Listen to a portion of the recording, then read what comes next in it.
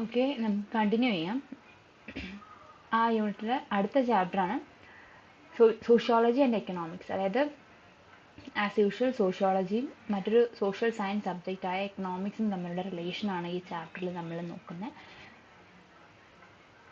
Okay, അപ്പം ഇവിടെ എന്താ പറയുന്നത് വെച്ചാൽ നമുക്ക് എല്ലായിടത്തും എന്താ നമുക്ക് പറഞ്ഞ് ബോറടിക്കുന്നൊരു കാര്യമാണ്. ഫുൾ റെപ്പറ്റീഷനാണ് ഈ ചാപ്റ്ററിൽ വരുന്നതെന്ന് വെച്ച് കഴിഞ്ഞാൽ, അതായത് എന്തുവരും ഇവർ തമ്മിൽ നമുക്ക് ഇന്റർ കണക്ട് ചെയ്ത് പറയാൻ പറ്റും. ഒരു ഇന്റർ ഡിസിപ്ലിനറി സബ്ജക്റ്റ് ഫോം ചെയ്യാൻ പറ്റും. ഇവരുടെ എന്താ കണ്ടീഷൻസ് ആയാലും സോഷ്യൽ കാരണം എക്കണോമിക്സ് ആൻഡ് സോഷ്യോളജി ഒരുപാട് ഇന്റർ റിലേറ്റഡ് ആയ ഒരു രണ്ട് സബ്ജക്റ്റുകളാണ്.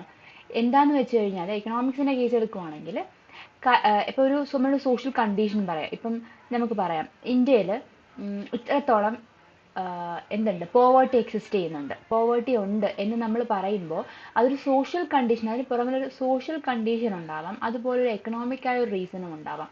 ഇപ്പം ഇത്ര പേര് എന്ന് പറയുമ്പോൾ നമ്മൾ നേരത്തെ പറഞ്ഞു സോഷ്യോളജി എപ്പോഴും നമ്പേഴ്സിന് ക്രേവിങ് ഒരു സബ്ജക്റ്റാണ്. ഇത്രയും ആളുകൾ പോവേർട്ടിയിലാണ് എന്ന് പറയുമ്പോൾ അത് ഇന്ത്യയുടെ എക്കണോമിയെ കാണിക്കുന്നു, ഇന്ത്യയുടെ GDP എത്രയാണെന്ന് കാണിക്കുന്നു. അങ്ങനെയുള്ള എക്കണോമിക് ടേംസിലേക്കും കടന്നു പോകും. അതേപോലെ ഇന്ത്യയിൽ എന്തുകൊണ്ട് പോവേർട്ടി എക്സിസ്റ്റ് ചെയ്യുന്നു നമ്മൾ ചോദിക്കുമ്പോൾ അതിൻ്റെ സോഷ്യൽ കണ്ടീഷൻസ് പറയേണ്ടി വരും. അപ്പോൾ എന്താണ്, സ്ത്രീകൾക്കാണ് ഏറ്റവും കൂടുതൽ പോവേർട്ടി അനുഭവിക്കുന്നത് എന്ന് പറയുവാണെങ്കിൽ നമ്മൾ ബോയ്സിനെ പ്രിഫർ ചെയ്യുന്നു, അല്ലെങ്കിൽ ഗേൾസിന് എഡ്യൂക്കേഷൻ പ്രൊവൈഡ് ചെയ്യുന്നില്ല, അവരെ കൂടുതൽ മാനുവൽ ലേബറിലേക്ക് പോവേണ്ടി വരുന്നു. അപ്പോൾ ഇങ്ങനെയുള്ള സോഷ്യൽ കണ്ടീഷനുകൾ പറയേണ്ടി വരും. അപ്പോൾ ഒരു economically and socially Inter connect ചെയ്ത് പറയാവുന്ന സബ്ജക്റ്റുകളാണ് സോഷ്യോളജി ആൻഡ് എക്കണോമിക്സ് എന്ന് പറയുന്നത്. ഇപ്പം ഇത് നമ്മൾ നേരത്തെ പറഞ്ഞു സോഷ്യോളജി എന്ന് പറഞ്ഞു കഴിഞ്ഞാൽ നമ്മുടെ ഫ്രഞ്ച് റവല്യൂഷൻ, ഇൻഡസ്ട്രിയൽ റവല്യൂഷൻ്റെ ഭാഗമായിട്ട് വന്ന എൻലൈറ്റ്മെൻറ്റ് പീരീഡിലാണ് ഇത് ഒരു ഡിസിപ്ലിനായിട്ട് ഇൻഡിപെൻഡൻറ്റ് ഡിസിപ്ലിനായിട്ട് ഡെവലപ്പ് ചെയ്ത് വരുന്നത്.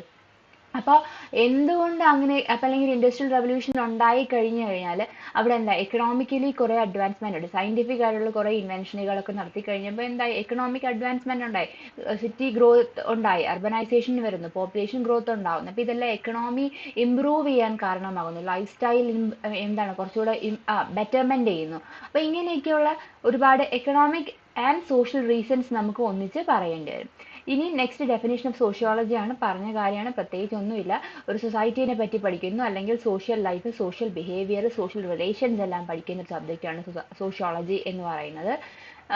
ഒരു സോഷ്യൽ ഇൻസ്റ്റിറ്റ്യൂഷനുകളെ പറ്റിയുള്ള പഠനമാണെന്ന് പറയാം, അല്ലെങ്കിൽ അത് സോഷ്യൽ ഓർഡർ മെയിൻറ്റെയിൻ ചെയ്യാനായിട്ട് സഹായിക്കുന്നു സോഷ്യോളജി എന്ന് പറയുന്ന സബ്ജക്റ്റ്. ഇത്രയും നേരത്തെ പറഞ്ഞ കാര്യങ്ങൾ തന്നെ നിങ്ങൾ ഇത് പുതുതായിട്ട് പഠിച്ചില്ല എന്നുണ്ടെങ്കിലും ഇത് തന്നെ വീണ്ടും നിങ്ങൾ എഴുതിയാലും മതി. ഇനി എക്കണോമിക്സ് എന്താണ് എന്ന് നമ്മൾ പരിശോധിക്കേണ്ടിയിരിക്കുന്നു. അപ്പോൾ എന്താണ് എക്കണോമിക്സ് എന്ന് ചോദിച്ചു കഴിഞ്ഞാൽ നമുക്കറിയാം മണിയുമായി റിലേറ്റഡ് ആണ്. അതായത് പണം എന്ന് പറഞ്ഞൊരു സബ്ജക്റ്റുമായിട്ട് റിലേറ്റഡ് ആണ് എക്കണോമിക്സ്. അതായത് നമ്മുടെ ഹ്യൂമൻ വോൺസ്, നമ്മുടെ മനുഷ്യന്റെ കുറേ ആവശ്യങ്ങളുണ്ട്. നമുക്കറിയാം ഈ മനുഷ്യന്റെ ആവശ്യങ്ങൾ, നീഡ്സ് ആൻഡ് വോൺസ് എന്ന് പറയുന്നത് ആണ് ശരിക്കും എക്കണോമിക്സ് ഡീൽ ചെയ്യുന്നത്. ഹ്യൂമൻ വോൺസ് നമുക്ക് ഒരിക്കലും അതിനെ ഒരു സ്റ്റഡി പറയുന്നത് ഹ്യൂമൻ വോൺസ് എന്ന് പറഞ്ഞാൽ എന്താണ്, എൻലെസ് ആണ്. നമുക്ക് ഒരു സാധനം കിട്ടണം എന്ന് ആഗ്രഹിക്കും, അത് കിട്ടിക്കഴിഞ്ഞാൽ നമുക്ക് അടുത്തത് കിട്ടണം എന്നൊരു ആഗ്രഹം ഉണ്ടാവും. അപ്പൊ ഇങ്ങനെയുള്ള ഹ്യൂമൻ വോൺസിനെ സാറ്റിസ്ഫൈ ചെയ്യുന്നതിന് വേണ്ടിയുള്ള മാർഗങ്ങൾ കണ്ടുപിടിക്കുക. അപ്പം സാറ്റിസ്ഫൈ ചെയ്യുന്ന എങ്ങനെയായിരിക്കാം, ഇപ്പോൾ എനിക്കൊരു പേന, എനിക്ക് പഠിക്കാൻ ഒരു പേന വേണം. അപ്പോൾ ആ പ്രോഡക്റ്റ് ഉണ്ടാക്കുക, ആ പ്രോഡക്റ്റ് വിൽക്കുക, അതിൽ നിന്നുള്ള വരുമാനം, അതിൽ നിന്നുള്ള ലാഭം, ഇങ്ങനെയുള്ള കാര്യങ്ങൾ പഠിക്കുന്ന സബ്ജക്റ്റ് ആണ് എക്കണോമിക്സ്. അതായത് അൺലിമിറ്റഡ് വോൺസ് ഉണ്ട്, എന്നാൽ നമുക്ക് ലിമിറ്റഡ് ആയ റിസോഴ്സസ് മാത്രമേ ഉള്ളൂ. അപ്പോൾ ലിമിറ്റഡ് ആയ റിസോഴ്സ് കൊണ്ട് അൺലിമിറ്റഡ് വോൺസിനെ എങ്ങനെ സാറ്റിസ്ഫൈ ചെയ്യാമെന്ന് നോക്കുന്ന സബ്ജക്റ്റ് ആയിരിക്കും എക്കണോമിക്സ് എന്ന് പറയുന്നത്. അപ്പോൾ ആ സാറ്റിസ്ഫൈ ചെയ്യുന്നത് എങ്ങനെയാണ്, ആളുകൾ വർക്കിൽ എൻഗേജ് ചെയ്യും, എന്തെങ്കിലുമൊക്കെ ജോലി, പേനയുടെ പ്രൊഡക്ഷനിൽ ആളുകൾ എൻഗേജ് ചെയ്യും, പേന പ്രൊഡ്യൂസ് ചെയ്യും, പേന വിൽക്കും, ഇങ്ങനെയുള്ള ഒരുപാട് ജോലികൾ അല്ലെങ്കിൽ പ്രവർത്തനങ്ങൾ അവിടെ നടക്കുന്നുണ്ട്. ഇതെല്ലാം ചെയ്യുന്നത് എന്തിനു വേണ്ടിയാണ്, നമുക്കൊരു ഇൻകം ഏൺ ചെയ്യുന്നതിന് വേണ്ടി, നമുക്കൊരു വരുമാനം ഉണ്ടാക്കുക എന്നുള്ളതാണ് ശരിക്കും ഉദ്ദേശിക്കുന്നത്. ഇപ്പൊ ബേസിക് നീഡ്സ്, നമുക്ക് നീഡ്സ് ഒരുപാടുണ്ട്, പക്ഷെ ബേസിക് നീഡ്, നമ്മുടെ അടിസ്ഥാനപരമായി നമുക്ക് വേണ്ടുന്ന ആവശ്യങ്ങൾ എന്തൊക്കെയാന്ന് വെച്ചാൽ ഫുഡ്, ക്ലോത്ത്, ഷെൽട്ടർ ആണ്. അത് കൂടാതെ ഒരു പ്രൈമറി നീഡ്സ് ആണ് ഫുഡ്, ക്ലോത്ത്, ഷെൽട്ടർ. ഇനി ഒരു സെക്കൻഡറി അല്ലെങ്കിൽ അഡീഷണൽ ആയിട്ട് നമുക്ക് വേണ്ടുന്നതാണ് better education, better health care facilities, better livelihood, അല്ലെങ്കിൽ ബെറ്റർ പ്ലേസ്മെന്റ്, നമുക്കൊരു ഇതുണ്ടാക്കുക, ബെറ്റർ ഹൗസ് ഹോൾഡ് ഉണ്ടാക്കുക. ഇതൊക്കെ ആണ് എന്തെന്ന് പറഞ്ഞാൽ ഒരു സെക്കൻഡറി നീഡ് എന്ന് പറഞ്ഞേക്ക് വരുമ്പോഴത്തേക്കും. ഇനി അപ്പോൾ ഒരാളുടെ വോണ്ട് എല്ലാം സാറ്റിസ്ഫൈ ചെയ്യുക, എല്ലാ വോണ്ട്സും സാറ്റിസ്ഫൈ ചെയ്യുക എന്നുള്ളത് പോസിബിൾ അല്ല. പക്ഷെ എന്ത് ചെയ്യണം, നമുക്ക് ബേസിക്കായ നീഡുകളെല്ലാം സാറ്റിസ്ഫൈ ചെയ്താൽ മാത്രമേ ഹ്യൂമൻ റൈറ്റ് എന്ന് പറഞ്ഞ സാധനം, അല്ലെങ്കിൽ പ്രോപ്പറായ ഒരു ലൈഫ്, നമ്മൾ ശരിക്കും ഒരു ലൈഫ് ലീഡ് ചെയ്യുന്നു എന്ന് പറയണമെങ്കിൽ ബേസിക്കായ ഹ്യൂമൻ നീഡ്സ് എന്ത് ചെയ്തിരിക്കണം, ഫുൾഫില്ല് ചെയ്തിരിക്കണം. ശരിക്കും എന്താണ് ഉദ്ദേശിക്കുന്നത്? ഇപ്പോൾ ഒരു നീഡ്, നമുക്ക് ആ നീഡ് ഫുൾഫിൽ ചെയ്യാന്ന് പറഞ്ഞാൽ ഒരു പ്രൊഡക്ഷൻ ആണ് ഉദ്ദേശിക്കുന്നത് പറഞ്ഞില്ലേ, ഒരു സാധനം പ്രൊഡ്യൂസ് ചെയ്യുക. ഈ പ്രൊഡ്യൂസ് ചെയ്യുമ്പോൾ എന്താ ചെയ്യുന്നത്? ശരിക്കും റോ മെറ്റീരിയൽസ് എടുക്കുന്നു. റോ മെറ്റീരിയൽസിനെ നമുക്ക് ആവശ്യമായ അല്ലെങ്കിൽ ഉപയോഗിക്കാൻ പറ്റുന്ന രീതിയിലുള്ള ഒരു ഗുഡാക്കി, ഒരു വസ്തുവാക്കി മാറ്റുന്നു. ഈ പ്രോസസ്സാണ് പ്രൊഡക്ഷൻ. ഇതിന് എന്ത് ചെയ്യും? എന്നിട്ട് കൺസ്യൂം ചെയ്യും. പേന വാങ്ങി ഞാൻ എഴുതുന്നു, അല്ലെങ്കിൽ ഞാനത് എൻ്റെ ആവശ്യങ്ങൾക്ക് ഉപയോഗിക്കുന്നു. കൺസംഷൻ നടക്കുന്നു, അതിൻ്റെ ഡിസ്ട്രിബ്യൂഷൻ നടക്കുന്നു. ഇതാണ് ശരിക്കും പ്രൊഡക്ഷൻ, കൺസംഷൻ ആൻഡ് ഡിസ്ട്രിബ്യൂഷൻ എന്ന് പറഞ്ഞ മൂന്ന് ഫണ്ടമെന്റൽ ആയ മൂന്ന് കാര്യങ്ങളെ ഡിസ്കസ് ചെയ്യുന്ന ഒരു സബ്ജക്റ്റ് ആണ് എക്കണോമിക്സ് എന്ന് പറയുന്നത്. അപ്പോൾ റിസോഴ്സുകൾ അക്വയർ ചെയ്യുക, സ്പെൻഡ് ചെയ്യുക, ഇതാണ് ശരിക്കും ഒരു എക്കണോമിക് ആക്ടിവിറ്റി. എന്താണ് ഒരു എക്കണോമിക് ആക്ടിവിറ്റി? നമുക്ക് വേണ്ടുന്ന റിസോഴ്സസ് നമ്മൾ നേടിയെടുക്കുക, അത് ആവശ്യമായ രീതിയിൽ സ്പെൻഡ് ചെയ്യുക, അത് ആവശ്യമായ രീതിയിൽ നമ്മൾ ചെലവഴിക്കുക. ഈ സബ്ജക്റ്റ് ആണ് എക്കണോമിക്സ് എന്ന് പറയുന്നത്. സെലിഗ്മാൻ എക്കണോമിക്സിനെ പറ്റി പറയുന്നത് ഇങ്ങനെയാണ്: എല്ലാ എക്കണോമിക് ആക്ടിവിറ്റികളും ഹ്യൂമൻ വോൺസിൽ നിന്നാണ് നടക്കുന്നത്. എല്ലാ ഹ്യൂമൻ അല്ലെങ്കിൽ എക്കണോമിക് ആക്ടിവിറ്റികൾ നടക്കാനുള്ള കാരണം മനുഷ്യന്റെ ആവശ്യങ്ങളാണ്. ഇങ്ങനെയുള്ള ആവശ്യങ്ങൾ എന്ത് ചെയ്യുന്നു? ആ ഒരു സാറ്റിസ്ഫാക്ഷൻ വേണം, അല്ലെങ്കിൽ ആ human needs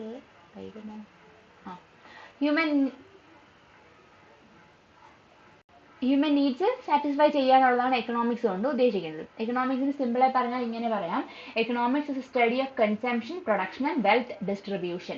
consumption, production, distribution, ഈ മൂന്ന് സാധനങ്ങളുടെ സ്റ്റഡിയാണ് എക്കണോമിക്സ്. ഇനി ഇവർ തമ്മിലുള്ള റിലേഷൻ, അതായത് സോഷ്യോളജി എക്കണോമിക്സ് തമ്മിൽ എന്താണ് ബന്ധം എന്ന് ചോദിച്ചാൽ, നേരത്തെ പറഞ്ഞു സോഷ്യോളജി എന്ന് പറഞ്ഞാൽ എന്താ? സൊസൈറ്റിയെ പറ്റിയുള്ള പഠനമാണ്. ഒരു സൊസൈറ്റി എന്ന് പറഞ്ഞാൽ എന്താണ്? ഒരു കോംപ്ലക്സ് നെറ്റ്വർക്ക് ആണ്. അതിൽ കുറേ ഇൻസ്റ്റിറ്റ്യൂഷൻസ് ഉണ്ട്. ഈ ഇൻസ്റ്റിറ്റ്യൂഷൻ ഉദ്ദേശിക്കുന്നത് ഇപ്പോൾ സ്കൂൾ ആവാം, അല്ലെങ്കിൽ ഒരു ഫാമിലി ആകാം, അല്ലെങ്കിൽ ഒരു മാർക്കറ്റ് പ്ലേസ് ആവാം, അല്ലെങ്കിൽ ആളുകൾ തമ്മിൽ കൂടുന്ന ഒരു എന്തെങ്കിലും ഒരു ഓർഗനൈസേഷൻ ആവാം. അപ്പൊ ഇങ്ങനെയുള്ള കുറേ റിലീജിയസ് ഇൻസ്റ്റിറ്റ്യൂഷൻ ആവാം ചിലപ്പോൾ. അപ്പൊ ഇങ്ങനെയുള്ള കുറേ ഇൻസ്റ്റിറ്റ്യൂഷനുകളുടെ ഒരു കോംപ്ലക്സ് നെറ്റ്വർക്ക് ആണ് ഒരു സൊസൈറ്റി. അപ്പോൾ ഈ സൊസൈറ്റിയിലേക്ക് ഓരോ, ഇപ്പം നമ്മളൊരു വീട് എടുക്കുക, ഒരു ഹൗസ് ഹോൾഡ് എടുക്കുക, ഈ ഹൗസ് ഹോൾഡ് എങ്ങനെ എന്ത് ചെയ്യുന്നു, അവരുടെ കമ്മ്യൂണിറ്റിക്ക് എങ്ങനെ, അല്ലെങ്കിൽ അവരുടെ സൊസൈറ്റിക്ക് എങ്ങനെ കോൺട്രിബ്യൂട്ട് ചെയ്യുന്നു, കോൺട്രിബ്യൂഷൻ നടക്കുന്നത് എങ്ങനെയായിരിക്കും? നമ്മുടെ വീട്ടിലെ എക്കണോമിക് ആക്ടിവിറ്റികൾ വഴിയായിരിക്കും. അപ്പം ശരിക്കും സോഷ്യോളജി അല്ലെങ്കിൽ സൊസൈറ്റിയെ പറ്റി നമ്മൾ പഠിക്കുമ്പം അതിൻ്റെ ഒരു അണ്ടർലൈൻ ഫാക്ടറാണ് എക്കണോമിക് ആക്ടിവിറ്റി എന്ന് പറയുന്നത്. കാരണം സൊസൈറ്റി കണ്ടിന്യൂസ് ആയിട്ട്, നമ്മൾ പറഞ്ഞു സൊസൈറ്റിക്ക് എവല്യൂഷൻ ഉണ്ടാവും എന്ന് പറഞ്ഞു, സൊസൈറ്റി കണ്ടിന്യൂസ് ആയിട്ട് ഇങ്ങനെ എക്സിസ്റ്റ് ചെയ്യണമെങ്കിൽ ആ എന്ത് ചെയ്യണം? പ്രോപ്പറായ ഒരു എക്കണോമിക് ആക്ടിവിറ്റി നമ്മൾ ഒരു ശരിക്കും എന്താണ് ഒരു അതോറിറ്റേറ്റീവായിട്ട് നമ്മൾ കൺട്രോൾ ചെയ്യപ്പെടുന്ന ഒരു എക്കണോമിക് ആക്ടിവിറ്റി പോസിബിൾ ആണെങ്കിൽ മാത്രമേ ഒരു സൊസൈറ്റിക്ക് അതിൻ്റെതായ എക്സിസ്റ്റൻസ് ഉണ്ടാവുന്നുള്ളൂ. സോ നമുക്ക് പറയാം എന്താണ്, സോഷ്യോളജിക്കും എക്കണോമിക്സിനും ഒരു ഇന്റർ റിലേഷൻഷിപ്പ് ഉണ്ട്. ഇതൊരിക്കലും എന്താണ്, നമുക്ക് കംപ്ലീറ്റ് ആയിട്ട് ഡിവോഴ്സിങ് അല്ലെങ്കിൽ കംപ്ലീറ്റ് ഡിഫറൻഷിയേഷൻ പോസിബിൾ അല്ലാത്ത സബ്ജക്റ്റുകളാണ്. കാരണം നമ്മൾ എന്ത് സൊസൈറ്റൽ തിങ് പഠിക്കണമെങ്കിലും അവിടെ എക്കണോമിക്സിനൊരു വളരെ ഇമ്പോർട്ടൻ്റ് ആയിട്ടൊരു റോൾ പ്ലേ ചെയ്യാനുണ്ടായിരിക്കും. ഇത് രണ്ടും ഇന്റർ ഡിപ്പെൻഡൻ്റ് ആണ്, ഇന്റർ റിലേറ്റഡ് ആണ്. നേരത്തെ പറഞ്ഞ സംഭവം, കഴിഞ്ഞ ചാപ്റ്ററിലൊക്കെ പറഞ്ഞത് ഈ സംഭവങ്ങൾ നിങ്ങൾ റിപ്പീറ്റ് ചെയ്ത് എഴുതിയാൽ മതി. പിന്നെ സബ്ജക്റ്റ് വൈസ് കുറച്ച് ഡിഫറൻസ് ഉണ്ട്. അപ്പോൾ എക്കണോമി പറയുന്ന കാര്യങ്ങളായിരിക്കത്തില്ല ആന്ത്രോപോളജിയിൽ പറയുന്നത്. അപ്പോൾ അങ്ങനെയുള്ള കുറച്ച് ഡിഫറൻസുകൾ ഒഴിച്ച് ബാക്കിയെല്ലാം സെയിം തന്നെ ആയിരിക്കും. ഇനി നോക്കുവാണെങ്കിൽ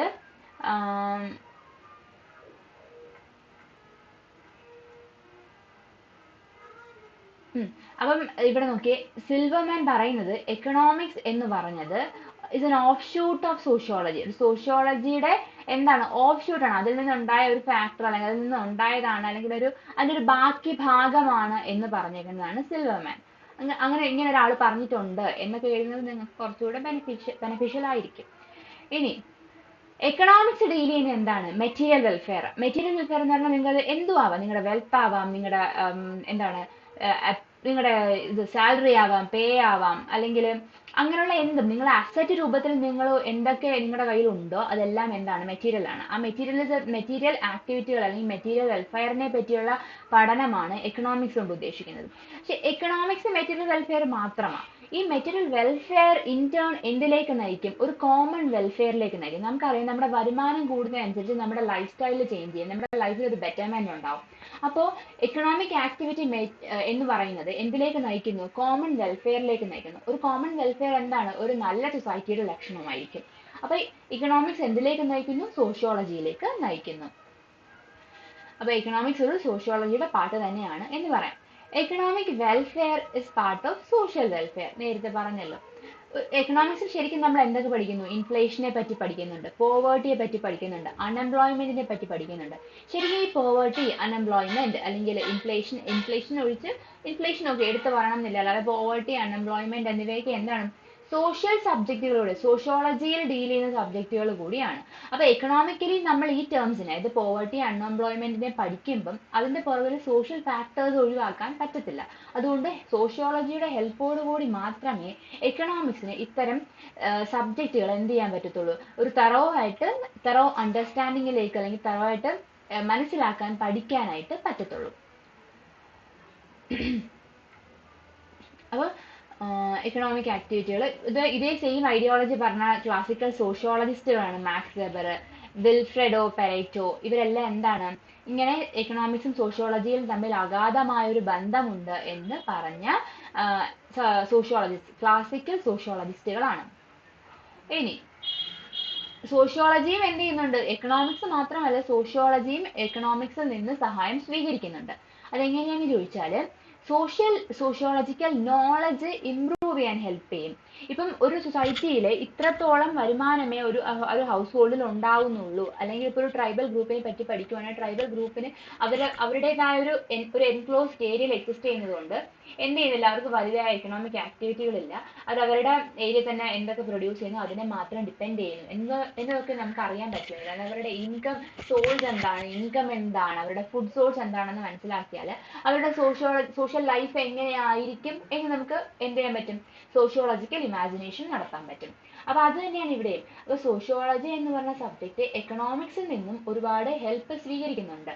ഇപ്പം സോഷ്യൽ പ്രോബ്ലം ലൈക്ക് ഡൗറി, അതായത് സ്ത്രീധന പ്രശ്നം, സൂയിസൈഡ്, ഇങ്ങനെയുള്ള സബ്ജക്റ്റുകൾ നമ്മൾ സോഷ്യോളജിക്കൽ അനാലിസിസ് നടത്തുമ്പം എത്രത്തോളം ഡൗറി റിലേറ്റഡ് കേസുകൾ ഉണ്ടായി, അല്ലെങ്കിൽ ഡൗറി റിലേറ്റഡ് സൂയിസൈഡുകൾ ഉണ്ടായി, എത്ര ഡൗറിയാണ് ഒരു പർട്ടിക്കുലർ കൺട്രിയിൽ ആവറേജ് എത്ര ഡൗറി വരെ സ്വീകരിക്കപ്പെടുന്നുണ്ട്, ഇങ്ങനെയൊക്കെയുള്ള നമ്പേഴ്സ് കൂടി നമ്മൾ എന്ത് ചെയ്യും? പഠിക്കും. ഇവിടെയൊക്കെ എന്ത് കാണിക്കും? എക്കണോമിക്സിന്റെ ഒരു ടച്ച്, അല്ലെങ്കിൽ എക്കണോമിക്സിന്റെ ഒരു പ്രസൻസ് നമുക്ക് കാണാൻ പറ്റും. ഇനി അപ്പൊ നമ്മൾ ഈ തരം സോഷ്യൽ സബ്ജക്റ്റുകൾക്ക് എന്ത് കണ്ടുപിടിക്കാൻ? ഒരു ഉത്തരം കണ്ടുപിടിക്കാൻ, ഒരു സൊല്യൂഷൻ കണ്ടുപിടിക്കാനും എന്ത് സഹായിക്കും? എക്കണോമിക്സ് സഹായിക്കുന്നുണ്ട്. അതുകൊണ്ട് എക്കണോമിക് ഇൻസ്റ്റിറ്റ്യൂഷനുകൾ എന്താണ്? സോഷ്യോളജിസ്റ്റുകൾക്ക് അവരുടെ സ്റ്റഡിയിൽ വളരെ ഇമ്പോർട്ടൻ്റ് ആണ്. ഇനി difference between sociology and economics എന്താന്ന് ചോദിച്ചാൽ, സോഷ്യോളജി മെയിനായിട്ടും എളുപ്പമാട്ടോ, നമ്മളിപ്പം കമ്പയർ ചെയ്ത് പഠിച്ചാൽ മതി. സോഷ്യോളജി എന്ത് പഠിക്കുന്നു? അതിന്റെ ഓപ്പോസിറ്റ് ആണ് എക്കണോമിയിലേക്ക് വരുമ്പോൾ. ഓപ്പോസിറ്റ് എക്കണോമിക്കലി ഓപ്പോസിറ്റ് ആണ് എന്തിലേക്ക് വരുമ്പോൾ? എക്കണോമിക്സിലേക്ക് വരുമ്പോൾ. ഇപ്പോൾ സൊസൈറ്റിയെയും സോഷ്യൽ റിലേഷനെ പറ്റി സോഷ്യോളജി പഠിക്കും, വെൽത്തിനെയും ചോയ്സിനെ പറ്റി എക്കണോമിക്സ് പഠിക്കും. സോഷ്യോളജി എന്ന് പറയുന്നത് ഒരു sociology M S sciences recent ആയിട്ട് നമ്മൾ നേരത്തെ ഫസ്റ്റ് ചാപ്റ്റർ പറഞ്ഞിരുന്നല്ലോ, സോഷ്യോളജി എന്ന് പറഞ്ഞാൽ 19th സെഞ്ച്വറിയിൽ മാത്രം ഉത്ഭവിച്ച ഒരു സബ്ജക്റ്റ്, അത് റീസെന്റ് സബ്ജക്റ്റ് ആണ്. എക്കണോമിക്സ് എന്ന് പറഞ്ഞാൽ ഓൾഡർ സയൻസ് ആണ്, നമ്മൾ പണ്ട് കാലം തൊട്ടേ പറഞ്ഞു വരുന്ന സബ്ജക്റ്റ് ആണ്. അപ്പം ഇതൊരു ന്യൂവർ സബ്ജക്റ്റ് ആണ്, ഇതൊരു ഓൾഡർ സബ്ജക്റ്റ് ആണ്. ഈ സോഷ്യോളജി എന്ന് പറഞ്ഞാൽ ഒരു അബ്സ്ട്രാക്ട് സയൻസ് ആയിട്ടാണ് കണക്കാകുന്നത്. അതേസമയം എക്കണോമിക്സ് എന്ന് പറയുന്നത് ഒരു കോൺക്രീറ്റ് സയൻസ്. കാരണം എക്കണോമിക്സിന് കൃത്യമായ ഒരു ഐഡിയോളജി ഉണ്ട്. നമ്മൾ എന്താണ് പഠിക്കുന്നത്, അല്ലെങ്കിൽ എന്തിനെയാണ് നമ്മൾ പഠിക്കുന്നത് എന്നുണ്ടാവും, അല്ലെങ്കിൽ ഇന്ന കാര്യമാണ് നമുക്കൊരു എയിം ഉണ്ടാവും. നമ്മളൊരു എയിമിലേക്ക് എത്തുമ്പോൾ ഇന്ന ഇത്ര ഡൗറി ഉണ്ടെന്ന് പഠിക്കുന്നു, അല്ലെങ്കിൽ ഇത്ര സൂയിസൈഡ് കേസ് നടക്കുന്നു, ഇത്ര ക്രിമിനൽ കേസുകൾ റിപ്പോർട്ട് ചെയ്യുന്നു, ഇങ്ങനെയൊക്കെയുള്ളൊരു എന്താണ് കോൺക്രീറ്റ് ആയ ഐഡിയോളജിയെ പഠിക്കുന്നത്. പക്ഷെ സോഷ്യോളജിയിലേക്ക് വരുമ്പോഴത്തേക്കും അവിടെ നമ്മളൊരു സബ്ജക്റ്റ് പഠിച്ചു തുടങ്ങി അതിന്റെ എൻഡ് പോയിന്റിലാണ് അതിന്റെ റിസൾട്ട് എന്താണെന്ന് നമ്മൾ മനസ്സിലാക്കുന്നത്. അല്ലാതെ നമുക്ക് എന്ത് ചെയ്യാൻ പറ്റില്ല, നേരത്തെ അതിന്റെ എൻഡ് പോയിന്റ് അല്ലെങ്കിൽ അതിന്റെ റിസൾട്ട് എന്താണെന്ന് നമുക്ക് അറിയാൻ പറ്റില്ല. അപ്പൊ നമ്മുടെ സ്റ്റഡിയിലൂടെയാണ് നമ്മൾ മനസ്സിലാക്കുന്നത്. അത് അബ്സ്ട്രാക്ട് സയൻസ് മാത്രമാണ് സോഷ്യോളജി. ഇനി സോഷ്യോളജി എല്ലാ സോഷ്യൽ സയൻസ് സബ്ജക്റ്റുകളും ഡീൽ ചെയ്യും.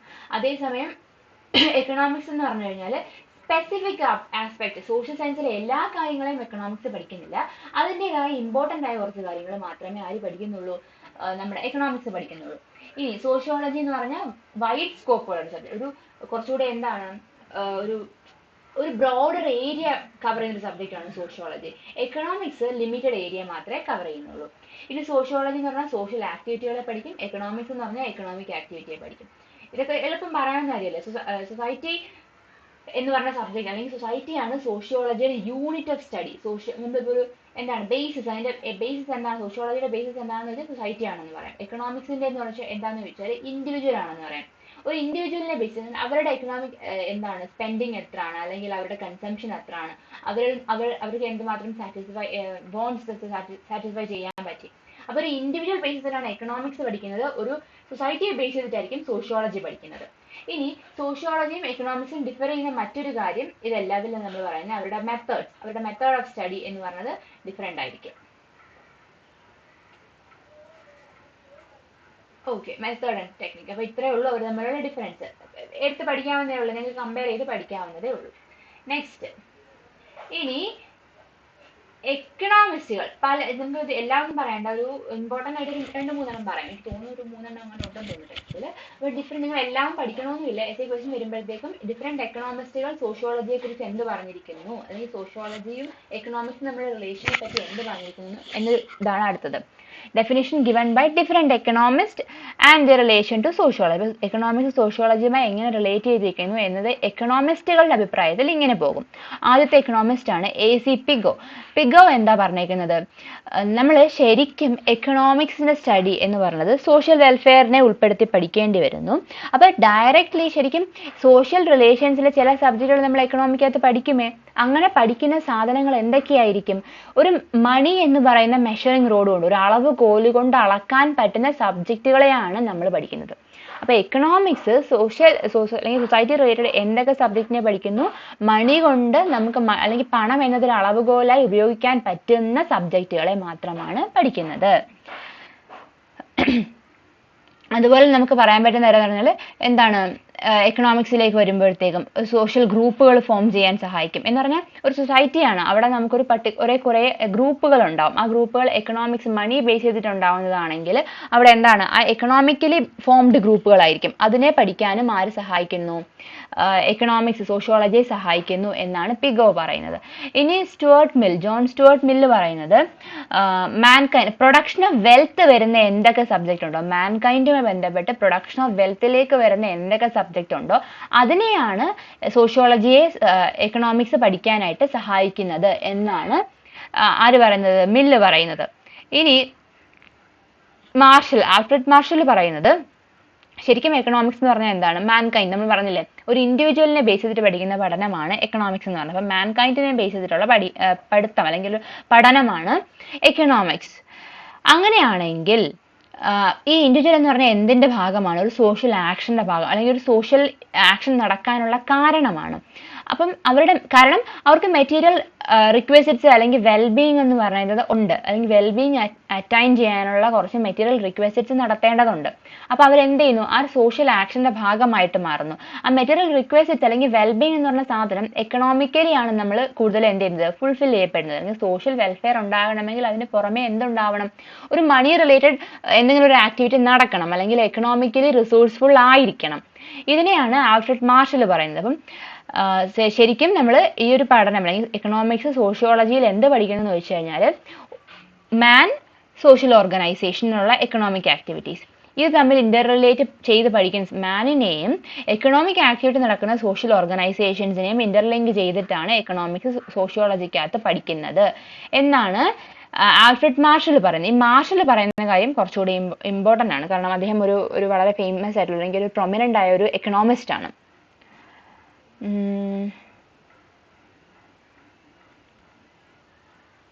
ഓക്കെ, ഇനി സോഷ്യോളജിസ്റ്റുകൾ എക്കണോമിക്സിനെ പറ്റി എന്താ പറഞ്ഞേക്കുന്നത് വെച്ചാൽ ഫസ്റ്റ് വൺ വെബർ ആണ്.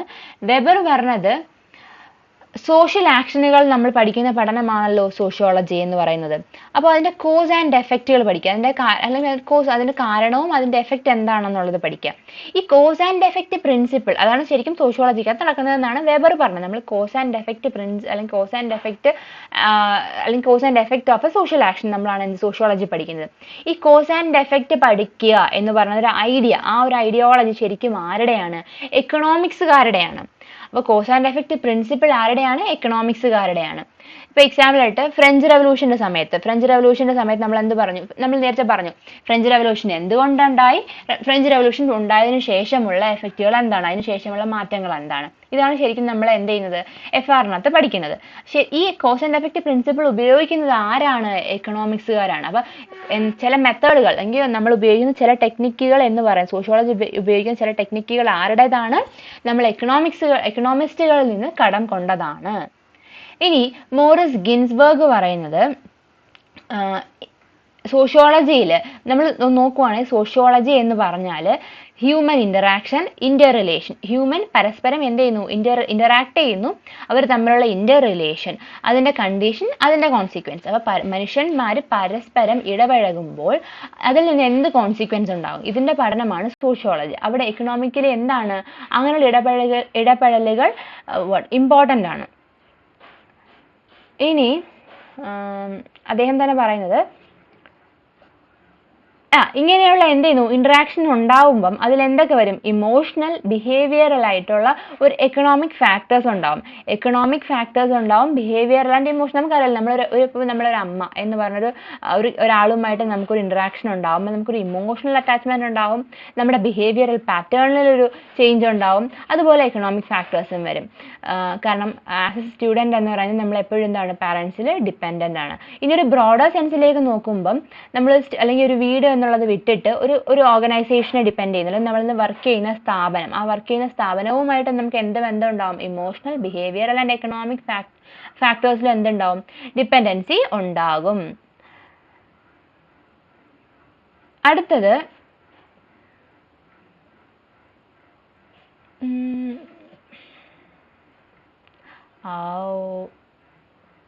സ്പെല്ലിംഗ് മിസ്റ്റേക്ക് ആട്ടോ.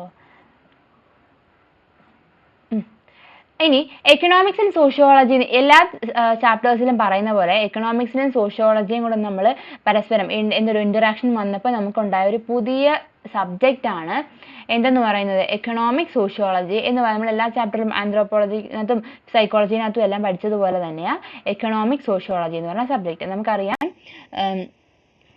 സോഷ്യോളജിയുടെ ഒരു സബ് ഡിവിഷനാണ് എക്കണോമിക് സോഷ്യോളജി എന്ന് പറയുന്നത്. സൊസൈറ്റീനെ ഒരു എക്കണോമിക് പെർസ്പെക്റ്റീവിൽ, ഒരു എക്കണോമിക് പോയിന്റ് ഓഫ് വ്യൂവിൽ നോക്കുമ്പോഴാണ് നമ്മൾ എക്കണോമിക് സോഷ്യോളജീനെ ഉപയോഗിക്കുന്നത്. ഇത്തരം പഠനങ്ങൾ നമുക്ക് കാൾ മാർക്സിന്റെ സ്റ്റഡികളിലൊക്കെ കാണാൻ പറ്റും. അദ്ദേഹത്തിന്റെ വർക്കുകൾ എക്കണോമിക് സോഷ്യോളജി എന്ന് പറഞ്ഞ ടേം തന്നെ നമ്മൾ 1879 കാൾ മാർക്സിന്റെ പഠനം കൊണ്ടാണ് സ്മെൽസറും സ്വെഡ്ബർഗുമാണ് ആദ്യമായിട്ട് ഉപയോഗിക്കുന്നത്. അത്രയൊന്നും നിങ്ങൾ അറിയണ്ട, നിങ്ങൾ ഇത്രയും പറഞ്ഞാൽ മതി. കാൾ മാർക്സിന്റെ സ്റ്റഡിയിലാണ് എക്കണോമിക് സോഷ്യോളജി എന്ന് പറഞ്ഞ റൈറ്റിംഗ് ഏറ്റവും കൂടുതലായിട്ട് വന്നേക്കുന്നത്. പിന്നെ ബ്രിട്ടീഷ് എക്കണോമിസ്റ്റ് സ്റ്റാൻലി ജെവൻസ് അദ്ദേഹത്തിന്റെ വർക്കിലാണ് എക്കണോമിക് സോഷ്യോളജി എന്ന് പറഞ്ഞ ടേം വരുന്നത്. പിന്നീട് എക്കണോമിക് സോഷ്യോളജിയെ പറ്റി വരുന്ന ബുക്കുകൾ എന്ന് പറഞ്ഞാൽ division of labour and society, ഡർക്കേമിന്റെ ബുക്കുകളാണ്.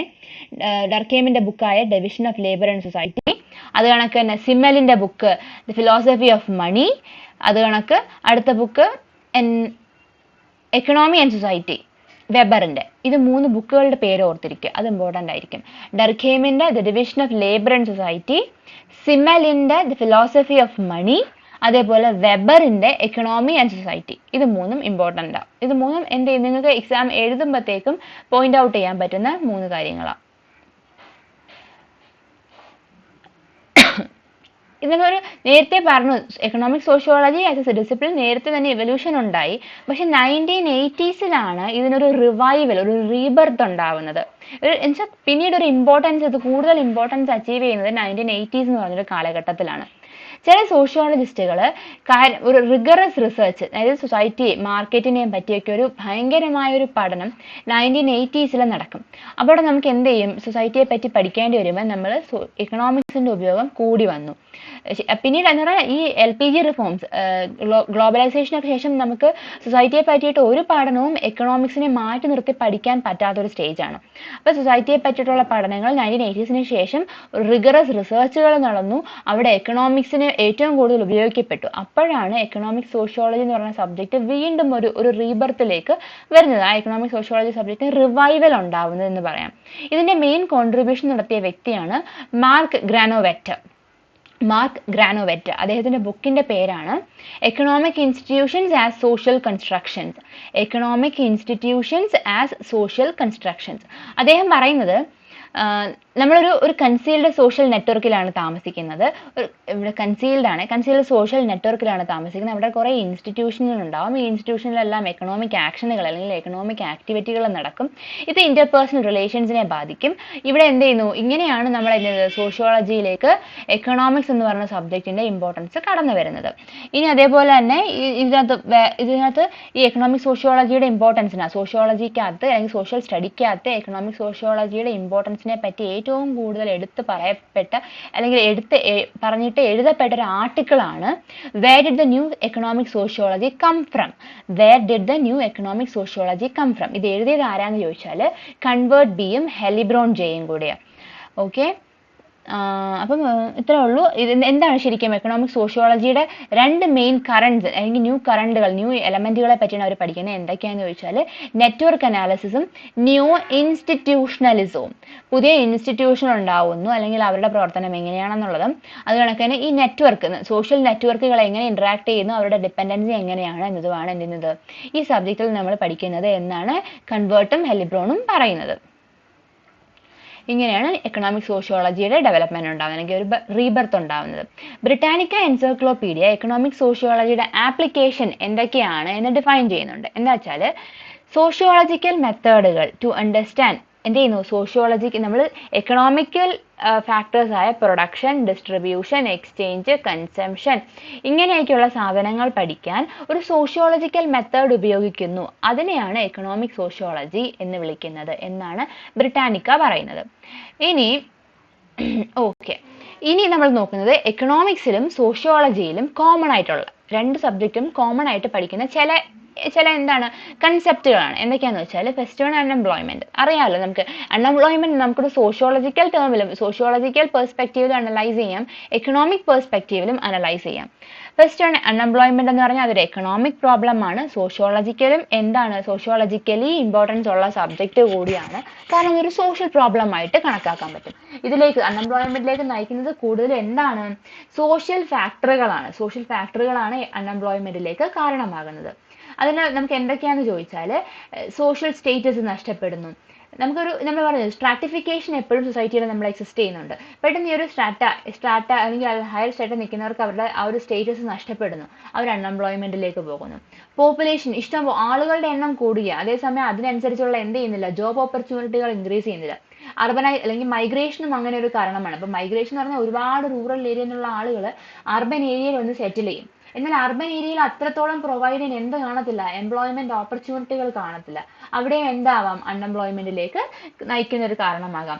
ഇനി എഡ്യൂക്കേഷൻ സിസ്റ്റമുള്ള ഡ്രോബാക്ക് എന്ന് പറഞ്ഞാൽ നമുക്കിപ്പം സ്കിൽഡ് ലേബേഴ്സിനെ വേണം. അതായത് ഇപ്പൊ കാർപ്പൻറ്റേഴ്സ് അല്ലെങ്കിൽ മേസൺ എന്ന് പറയുന്നവർക്ക് എന്താണ്, ആ പണി അറിയാവുന്ന ആളുകളായിരിക്കണം ശരിക്കും. പക്ഷെ അവരുടെ ടെക്നിക്കൽ സ്കില്ല് ഇല്ലാത്തവരായിരിക്കും കൂടുതൽ. അപ്പൊ എഡ്യൂക്കേഷനലി എന്താണ്, അവർക്ക് ഡ്രോബാക്ക് ഉണ്ടായിരിക്കാം. ഇനി ജോഗ്രഫിക്കൽ ഇമ്മൊബിലിറ്റി മറ്റൊരു കാരണമാകാം. അതായത് വളരെ ഹിൽ ഏരിയയിലൊക്കെ താമസിക്കുന്നവർക്ക് എന്ത് ചെയ്യുന്നില്ല, അവർക്ക് അർബൻ ഏരിയയിൽ വന്ന് ജോബ് ചെയ്യാനായിട്ട് പറ്റുന്നില്ല, അതിനുള്ളൊരു ഓപ്പർച്യൂണിറ്റി ഇല്ല. അപ്പൊ ജോഗ്രഫിക്കൽ ഇമ്മൊബിലിറ്റി മറ്റൊരു കാരണമാണ്.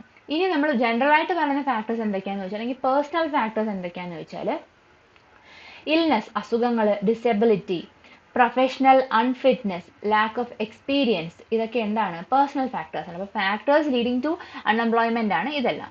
ഇനി നമ്മൾ ഇതിനെ ഒരു എക്കണോമിക് പ്രോബ്ലം ആയിട്ട് കണക്കാക്കുവാണെങ്കിൽ എങ്ങനെ എന്ന് ചോദിച്ചാൽ, ഒരു ക്യാപിറ്റലിസ്റ്റ് സൊസൈറ്റി പോസ്റ്റ് ഇൻഡസ്ട്രിയൽ ആയിട്ട് മാറുമ്പം capitalist society to post-industrial and in the present globalized economics. ഇന്നത്തെ ഗ്ലോബലൈസ്ഡ് എക്കണോമികൾ അല്ലെങ്കിൽ ഗ്ലോബലൈസേഷന് ശേഷമുള്ള ഈ മാർക്കറ്റ് സിസ്റ്റത്തിൽ ഒരു ക്യാപിറ്റലിസ്റ്റ് സൊസൈറ്റി പോസ്റ്റ് ഇൻഡസ്ട്രിയൽ സിസ്റ്റത്തിലേക്ക് കടക്കുമ്പോഴാണ് എന്ത് ചെയ്യുന്നത്, കൂടുതലായും അൺഎംപ്ലോയ്മെന്റ് ഉണ്ടാകുന്നത് എന്നാണ് എക്കണോമിക്സ് പറയുന്നത്. ഡിമാൻഡ് ഓഫ് ലേബർ ഉണ്ട്, ഡിമാൻഡ് ഓഫ് ലേബർ കുറഞ്ഞു വരും, ഷോർട്ട് ആയിട്ട് വരും എന്ന് പറഞ്ഞാൽ നേരത്തെ നമ്മൾ സോഷ്യോളജിക്കകത്ത് പഠിക്കുന്ന അതേ ഒരു ഇത് തന്നെയാണ്. ജോബ് ഓപ്പർച്യൂണിറ്റീസ് കുറവാണ്, ആളുകളുടെ എണ്ണം കൂടുതലാണ്. അപ്പൊ എന്ത് ചെയ്യും, ഡിമാൻഡ്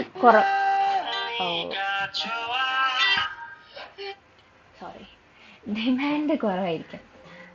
ഇത് പോപ്പുലേഷൻ ഇൻക്രീസ് ചെയ്യുന്നതിന്റെ ഒരു കാരണമാണ്.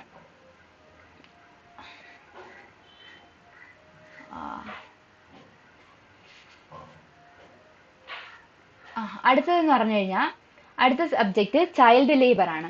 ചൈൽഡ് ലേബർ അറിയാവുന്ന കാര്യമാണ്. എന്താണ് ബാലവേല? ചൈൽഡ് ലേബർ ഇന്ത്യ പോലുള്ള ഡെവലപ്പിംഗ് കൺട്രീസിൽ വളരെ കോമൺ ആയിട്ട് കാണപ്പെടുന്ന സിസ്റ്റമാണ് ചൈൽഡ് ലേബർ എന്ന് പറഞ്ഞു കഴിഞ്ഞാൽ.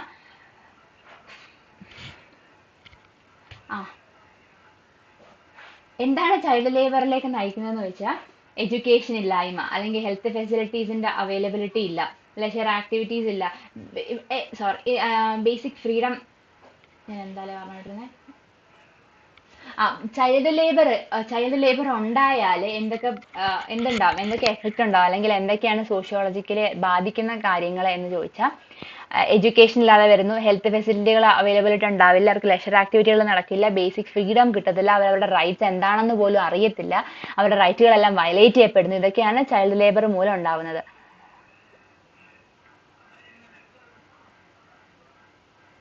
ഇനി അപ്പൊ ചൈൽഡ് ലേബർ ശരിക്കും ഫോഴ്സ്ഫുള്ളി നടക്കുന്ന കാര്യമാണ്. ഇപ്പം ഇന്ത്യയുടെ ഒരു സോഷ്യോളജിക്കലി നമ്മൾ അനലൈസ് ചെയ്യണമെങ്കിൽ നമുക്കറിയാം, ഇന്ത്യയിൽ എന്താണ് സൺ പ്രിഫറൻസ് കൂടുതലുള്ള ഒരു കൺട്രിയാണ്. അതായത് സൺ പ്രിഫറൻസ് കൂടുതലുള്ള ഒരു കൺട്രി എന്ന് വെച്ചാൽ, ഇപ്പം നമുക്കൊരു പണ്ടത്തെ ഒരു ഇതെടുക്കുവാണെങ്കിൽ ഒരു ഫാമിലിയിൽ ഏകദേശം ഒരു 10ഓളം കുട്ടികൾ ജനിക്കും. ഈ 10 കുട്ടികളിൽ ചിലപ്പോ എന്തായിരിക്കും, ഒരു 3-4 ആൺകുട്ടികളും ബാക്കിയെല്ലാം പെൺകുട്ടികളും ആയിരിക്കും. അപ്പൊ അച്ഛനും അമ്മ എന്ത് ചെയ്യും, ഈ ആൺകുട്ടികൾക്ക് പ്രിഫറൻസ് കൊടുക്കും. സൂര്യപുത്ര കൺസെപ്റ്റ് എന്ന് പറയും. എന്ന് പറഞ്ഞാൽ ആൺകുട്ടികൾ എന്ത് ചെയ്യട്ടെ, പഠിക്കട്ടെ, പെൺകുട്ടികൾ എന്ത് ചെയ്യുക, ആ ഫാമിലിക്ക് പ്രൊവൈഡ് ചെയ്യുക.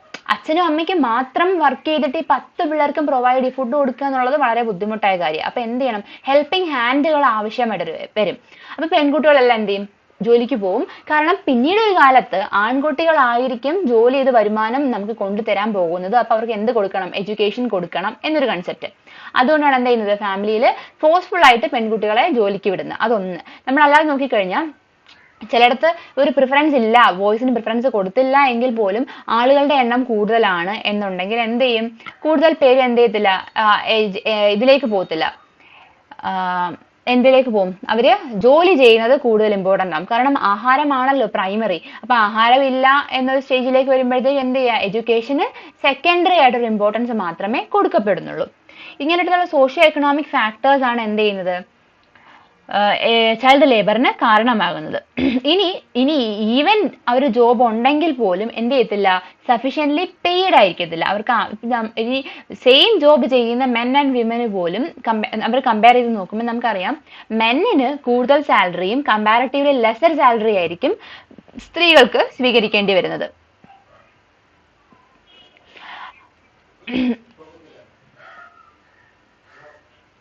അടുത്തത് ഇനീക്വാളിറ്റി ആണ്. ഇനീക്വാളിറ്റി 2 ടൈപ്പ് ഓഫ് ഇനീക്വാളിറ്റി ഉണ്ട്, എക്കണോമിക് ഇനീക്വാളിറ്റിയും സോഷ്യൽ ഇനീക്വാളിറ്റിയും. എക്കണോമിക് ഇനീക്വാളിറ്റി എന്ന് പറഞ്ഞാൽ നമുക്ക് 3 ആയിട്ട് ക്ലാസിഫൈ ചെയ്ത് പഠിക്കാം. Pay inequality, income inequality and wealth inequality. Income inequality എന്ന് പറഞ്ഞു കഴിഞ്ഞാൽ